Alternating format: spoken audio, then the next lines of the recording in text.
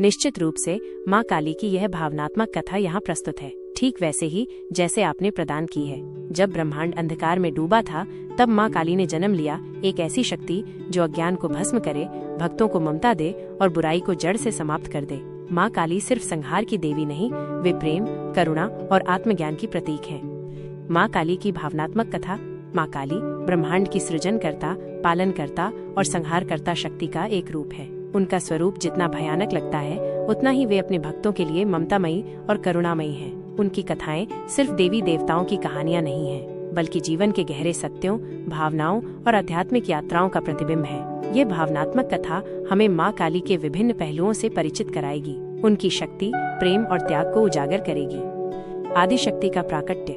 अनादिकाल में जब अंधकार और अज्ञान का साम्राज्य था, ब्रह्मांड एक अनिश्चितता के सागर में डूबा हुआ था। कोई रूप नहीं था, कोई ध्वनि नहीं थी, बस एक असीमित शून्य था। इसी शून्य में एक दिव्य प्रकाश पुंज का उदय हुआ। आदिशक्ति, वे निराकार थीं, फिर भी हर आकार का स्रोत थीं। उन्होंने स्वयं को 3 रूपों में प्रकट किया, महासरस्वती, महालक्ष्मी और महाकाली। इन तीनों शक्तियों में से महाकाली सबसे पहले प्रकट हुई। उनका रंग श्याम था, जो ब्रह्मांडीय शून्य और समस्त रंगों के विलय का प्रतीक है। उनकी आंखें अग्नि से प्रज्वलित थीं, मानो वे हर असत्य को भस्म करने को तत्पर हों। उनके केश बिखरे हुए थे, जो समय और स्थान की सीमाओं से परे उनकी असीमित शक्ति को दर्शाते थे। जब वे प्रकट हुई तो उनके मुख से एक प्रचंड गर्जना निकली, जिसने पूरे ब्रह्मांड को कंपा दिया। यह गर्जना सिर्फ ध्वनि नहीं थी, बल्कि अज्ञान के अंधकार को चीरने वाली ज्ञान की पहली किरण थी। देवताओं ने, जो अभी भी अर्धचेतन अवस्था में थे, उनके इस भव्य रूप को देखकर भय और विस्मय से भर गए। उन्होंने महसूस किया कि ये शक्ति साधारण नहीं है, यह स्वयं ब्रह्मांड की आत्मा है। मधुकैटभ का संहार और ब्रह्मा का आह्वान। ब्रह्मांड के आरंभ में भगवान विष्णु योग निद्रा में लीन थे। उनके कानों के मैल से मधु और कैटभ नामक 2 शक्तिशाली असुर उत्पन्न हुए। वे अत्यंत बलवान और अहंकारी थे। उन्होंने तीनों लोकों में हाहाकार मचा दिया, देवताओं को भी भयभीत कर दिया। ब्रह्मा जी, जिन्होंने अभी अभी सृष्टि की रचना का कार्य आरंभ किया था, इन असुरों से अत्यंत भयभीत हो गए। उन्हें लगा कि यदि इन असुरों का संहार नहीं हुआ तो उनकी सारी सृष्टि नष्ट हो जाएगी।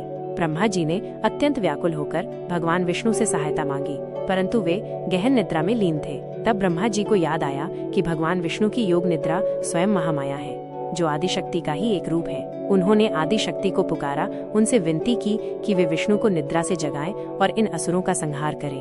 ब्रह्मा जी की करुण पुकार सुनकर माँ काली, जो स्वयं योग निद्रा थी, भगवान विष्णु के शरीर से प्रकट हुई। उनका श्याम वर्ण, विकराल रूप और प्रचंड गर्जना देखकर मधु और कैटभ भी एक क्षण के लिए स्तब्ध रह गए। माँ काली ने उन्हें युद्ध के लिए ललकारा।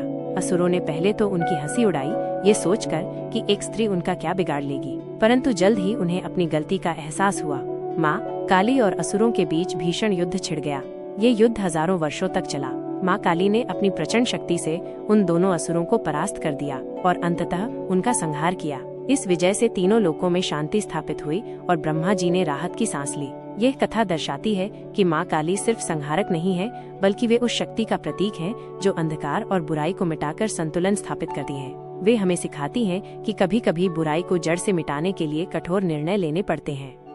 शुंभ निशुंभ का आतंक और चामुंडा का प्राकट्य। एक और युग की बात है, जब शुंभ और निशुंभ नामक 2 असुर भाइयों ने देवताओं को स्वर्ग से बेदखल कर दिया था। वे इतने शक्तिशाली थे कि कोई भी देवता उनका सामना नहीं कर पा रहा था। उन्होंने देवताओं के यज्ञों को बाधित किया, ऋषियों के तप को भंग किया और पूरी पृथ्वी पर आतंक का साम्राज्य स्थापित कर दिया। देवताओं ने भगवान शिव और भगवान विष्णु से सहायता मांगी, परंतु उन्हें बताया गया कि इन असुरों को केवल एक कुंवारी शक्ति ही परास्त कर सकती है। देवताओं ने मिलकर पार्वती देवी का आह्वान किया, क्योंकि वे आदिशक्ति का ही एक रूप थीं। देवी पार्वती ने देवताओं की पुकार सुनी और उनके शरीर से एक दिव्य ज्योति निकली। इसी ज्योति से एक सुंदर और शक्तिशाली देवी का प्राकट्य हुआ, देवी कौशिकी, जिन्हें अंबिका भी कहा जाता है। कौशिकी देवी ने शुंभ और निशुंभ के दूतों को पराजित किया। जब शुंभ और निशुंभ को यह खबर मिली तो वे क्रोधित हो गए और अपनी विशाल सेना लेकर युद्ध के लिए निकल पड़े। देवी कौशिकी ने अकेले ही उनकी सेना का सामना किया। इस युद्ध में चंड और मुंड नामक 2 प्रमुख असुरों ने देवी पर हमला किया। देवी कौशिकी क्रोधित हो गईं और उनके माथे से एक और विकराल रूप का प्राकट्य हुआ, माँ चामुंडा, जो माँ काली का ही एक भयंकर रूप है। माँ चामुंडा का रंग काला था, उनकी जीभ बाहर निकली हुई थी और वे मुंडमाला धारण किए हुए थी। उन्होंने अपनी प्रचंड शक्ति से चंड और मुंड का संहार किया और उनके कटे हुए सिर देवी कौशिकी को भेंट किए। इसी कारण उनका नाम चामुंडा पड़ा। माँ चामुंडा ने शुंभ और निशुंभ की शेष सेना का भी नाश कर दिया। अंततः शुंभ और निशुंभ सीधे देवी कौशिकी से भिड़ गए। युद्ध भीषण था और देवी कौशिकी ने अपनी विभिन्न शक्तियों का उपयोग करके उन दोनों का भी अंत कर दिया। ये कथा हमें सिखाती है कि बुराई कितनी भी शक्तिशाली क्यों न हो, सत्य और धर्म की शक्ति हमेशा विजयी होती है। माँ काली का ये रूप हमें याद दिलाता है कि कभी कभी हमें अपने भीतर की उस प्रचंड शक्ति को जगाना पड़ता है जो बुराई का सामना करने और उसे परास्त करने में सक्षम है। रक्त बीज का वध और काली का विकराल रूप। शुंभ निशुंभ के युद्ध में एक और भयानक असुर था रक्त बीज। उसे एक अनोखा वरदान प्राप्त था कि उसके शरीर से रक्त की एक भी बूंद यदि जमीन पर गिरती तो उससे हजारों नए रक्त बीज उत्पन्न हो जाते। इससे युद्ध में देवताओं और देवी को भी बड़ी कठिनाई हो रही थी। जैसे जैसे देवी युद्ध कर रही थीं, रक्त बीज के रक्त की बूंदें गिरती जा रही थीं और हजारों नए असुर उत्पन्न होते जा रहे थे, जिससे देवी की सेना पर बोझ बढ़ रहा था। जब देवी चामुंडा ने ये देखा तो वे क्रोध से भर गई। उनके क्रोध से उनका रूप और भी विकराल हो गया। उनकी जीभ इतनी लंबी हो गई कि वो पूरे युद्ध क्षेत्र को ढक सकती थी। उनकी आंखें अंगारों से दहक रही थीं और उनके मुख से अग्नि की ज्वाला निकल रही थी। यह माँ काली का सबसे भयानक और शक्तिशाली रूप था। माँ काली ने अपनी लंबी जीभ से रक्त बीज के रक्त की हर बूंद को जमीन पर गिरने से पहले ही चाट लिया। उन्होंने एक एक करके सारे रक्त बीज असुरों को निगलना शुरू कर दिया। उनके मुख से भयानक गर्जनाएं निकल रही थीं और उनका विकराल रूप देखकर असुर भयभीत होकर भागने लगे। अंततः जब रक्त बीज के शरीर से कोई रक्त नहीं बचा तो माँ काली ने उसका भी वध कर दिया। रक्त बीज के वध के बाद भी माँ काली का क्रोध शांत नहीं हुआ था। वे तांडव करने लगी। उनके पैरों के नीचे पूरी पृथ्वी हिलने लगी। उनके पैरों की धमक से लोक परलोक में कंपन होने लगा। देवता, ऋषि और सभी प्राणी भयभीत हो गए कि यदि उनका यह तांडव नहीं रुका तो पूरी सृष्टि नष्ट हो जाएगी।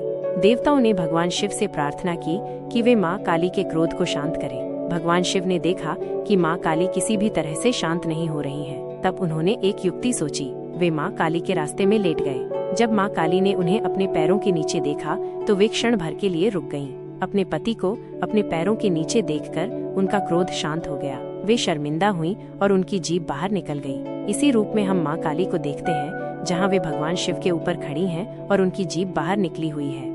यह कथा हमें सिखाती है कि क्रोध और विनाश आवश्यक हो सकते हैं, परंतु अंततः प्रेम और संतुलन ही सर्वोच्च है। माँ काली का ये रूप हमें ये भी बताता है कि कभी कभी हमें अपने सबसे गहरे भय का सामना करना पड़ता है और उसे परास्त करना पड़ता है। भक्त और माँ काली का प्रेम। माँ काली सिर्फ एक संहारक शक्ति नहीं है, बल्कि वे अपने भक्तों के लिए ममतामयी माँ है। उनकी कहानियाँ उनके भक्तों के प्रति उनके अगाध प्रेम और करुणा को दर्शाती हैं। रामकृष्ण परमहंस और माँ काली। 19वीं सदी के महान संत श्री रामकृष्ण परमहंस माँ काली के अनन्य भक्त थे। वे दक्षिणेश्वर काली मंदिर में माँ काली की भक्ति में इतने लीन रहते थे कि उन्हें बाहरी दुनिया का कोई भान नहीं रहता था। वे माँ काली से एक बच्चे की तरह बात करते थे, उन्हें अपनी माँ समझते थे। एक बार जब रामकृष्ण परमहंस को समाधि की स्थिति में माँ काली के दर्शन हुए तो माँ ने उनसे कहा, हे मेरे पुत्र, तुम मेरी भक्ति में इतने लीन हो, परंतु ये संसार सिर्फ भक्ति से नहीं चलता, तुम्हें इस संसार का कल्याण भी करना है।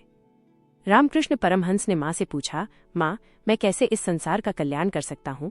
मैं तो सिर्फ तुम्हारी भक्ति जानता हूँ।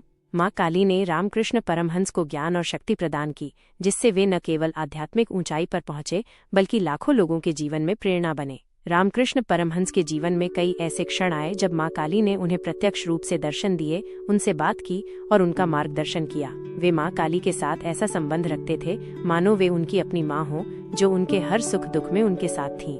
ये कथा हमें बताती है कि माँ काली अपने भक्तों के साथ एक गहरा व्यक्तिगत संबंध बनाती हैं। वे सिर्फ मंदिर में पूजी जाने वाली देवी नहीं है, बल्कि वे एक ऐसी माँ है जो अपने बच्चों की हर जरूरत को समझती हैं और उन्हें सही राह दिखाती हैं। माँ काली और तंत्र मंत्र। माँ काली का संबंध तंत्र मंत्र से भी गहरा है। तंत्र शास्त्र में माँ काली को 10 महाविद्याओं में से एक प्रमुख देवी माना जाता है। तांत्रिक साधक माँ काली की उपासना करते हैं ताकि वे अज्ञान के बंधनों से मुक्त हो सकें और मोक्ष प्राप्त कर सकें। तंत्र मार्ग में माँ काली की साधना अत्यंत गोपनीय और कठिन मानी जाती है, परंतु जो साधक सच्चे हृदय से उनकी शरण में जाते हैं उन्हें माँ काली अवश्य ज्ञान और सिद्धि प्रदान करती हैं। ये समझना महत्वपूर्ण है कि तंत्र का अर्थ सिर्फ काला जादू या बुरी शक्तियाँ नहीं है। तंत्र एक विज्ञान है जो शरीर, मन और आत्मा के बीच संतुलन स्थापित करने पर केंद्रित है। माँ काली इस विज्ञान की अधिष्ठात्री देवी हैं, जो साधकों को आंतरिक शक्ति और आध्यात्मिक जागृति प्रदान करती हैं। माँ काली का प्रतीकात्मक अर्थ। माँ काली का स्वरूप जितना जटिल है उतना ही गहरा उनका प्रतीकात्मक अर्थ है। श्याम वर्ण, उनका काला रंग ब्रह्मांडीय शून्य का प्रतीक है, जिसमें सब कुछ समाहित है और जिससे सब कुछ उत्पन्न होता है। यह रंग समय और स्थान की सीमाओं से परे उनकी असीमित शक्ति को भी दर्शाता है। यह सभी रंगों का अवशोषण है, जिसका अर्थ है कि वे सभी भेदों से परे हैं। बिखरे हुए केश, उनके बिखरे हुए केश उनकी स्वतंत्रता और असीमित शक्ति को दर्शाते हैं। वे किसी भी नियम या बंधन में बंधी नहीं है, वे स्वयं प्रकृति और समय का स्वरूप है। निकली हुई जीभ, उनकी बाहर निकली हुई जीभ अक्सर क्रोध या लज्जा का प्रतीक मानी जाती है। जब उन्होंने शिव को अपने पैरों के नीचे देखा तो वे शर्मिंदा हुई और उनकी जीभ बाहर निकल गई। यह अहंकार और अज्ञान पर आत्मज्ञान की विजय का भी प्रतीक है। मुंडमाला, खोपड़ियों की माला, उनकी मुंडमाला जिसमें 50 या 52 खोपड़ियां होती हैं, संस्कृत वर्णमाला के अक्षरों का प्रतीक है। यह ज्ञान, शब्दों और ध्वनियों के महत्व को दर्शाता है। यह भी दर्शाता है कि वे मृत्यु और विनाश की देवी हैं, जो अंततः सभी जीवन को अपने भीतर समाहित कर लेती हैं। 4 हाथ, उनके 4 हाथ 4 दिशाओं और 4 वेदों का प्रतिनिधित्व करती हैं। वे अपने हाथों में तलवार, कटा हुआ सिर, एक त्रिशूल और एक खप्पर धारण करती हैं। तलवार ज्ञान की तीक्ष्णता का प्रतीक है, जो अज्ञान को काटता है। कटा हुआ सिर अहंकार और अज्ञान के विनाश का प्रतीक है। त्रिशूल त्रिमूर्ति, ब्रह्मा, विष्णु, महेश और तीनों लोकों पर उनके नियंत्रण का प्रतीक है। खप्पर, कपाल वह पात्र है जिसमें वे रक्त और अहंकार का सेवन करती हैं। नग्नता, उनकी नग्नता इस बात का प्रतीक है कि वे सभी माया और भ्रम से परे हैं। वे शुद्ध चेतना का स्वरूप है, जो किसी भी वस्त्र या आवरण की मोहताज नहीं है। शिव पर खड़ी माँ काली का शिव पर खड़ा होना ये दर्शाता है कि शक्ति काली बिना चेतना शिव के जड़ है और चेतना बिना शक्ति के निष्क्रिय है। वे दोनों एक दूसरे के पूरक हैं। यह भी बताता है कि प्रकृति शक्ति पुरुष चेतना के ऊपर है, जो सृष्टि के चक्र को गतिमान रखती है।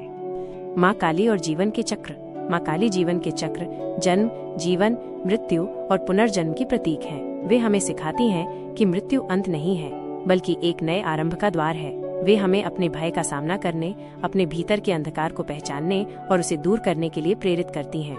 माँ काली की भक्ति हमें ये समझने में मदद करती है कि जीवन में संघर्ष और दुख अनिवार्य हैं, परंतु वे हमें उनसे लड़ने की शक्ति भी प्रदान करती हैं। वे हमें सिखाती हैं कि हमें अपने अहंकार, क्रोध और लालच को त्यागना होगा, ताकि हम सच्ची मुक्ति प्राप्त कर सकें। उनकी उपासना हमें अपने भीतर की उस शक्ति को जागृत करने में मदद करती है, जो हमें हर चुनौती का सामना करने में सक्षम बनाती है। वे हमें यह भी सिखाती हैं कि प्रेम, करुणा और निस्वार्थ सेवा ही वास्तविक मुक्ति का मार्ग है। माँ काली की भावनात्मक कथा हमें एक ऐसे देवी से परिचित कराती है, जो सिर्फ शक्ति और संहार की प्रतीक नहीं है, बल्कि वे प्रेम, करुणा, ज्ञान और मुक्ति की भी देवी हैं। उनका स्वरूप हमें यह याद दिलाता है कि जीवन में अंधकार और प्रकाश दोनों का अस्तित्व है, और हमें अपने भीतर की शक्ति का उपयोग करके अंधकार को दूर करना होगा। माँ काली हमें अपने भय का सामना करने, अपने अहंकार को त्यागने और सच्चे आत्मज्ञान की ओर बढ़ने के लिए प्रेरित करती हैं। वे एक ऐसी माँ है जो हमें कठोरता से सिखाती है, परंतु अंततः हमें अपनी ममता और प्रेम से भर देती है। उनकी भक्ति हमें जीवन के हर पहलू को स्वीकार करने और उसमें छिपे हुए दिव्य उद्देश्य को समझने में मदद करती है। अगर माँ काली की शक्ति, करुणा और चमत्कारी कथाओं ने आपके दिल को छू लिया हो, तो चैनल को अभी सब्सक्राइब करें। हर सप्ताह ऐसी ही दिव्य कहानियाँ जो आपकी आत्मा को छू जाएंगी। माँ काली का आशीर्वाद बना रहे। जय माँ काली।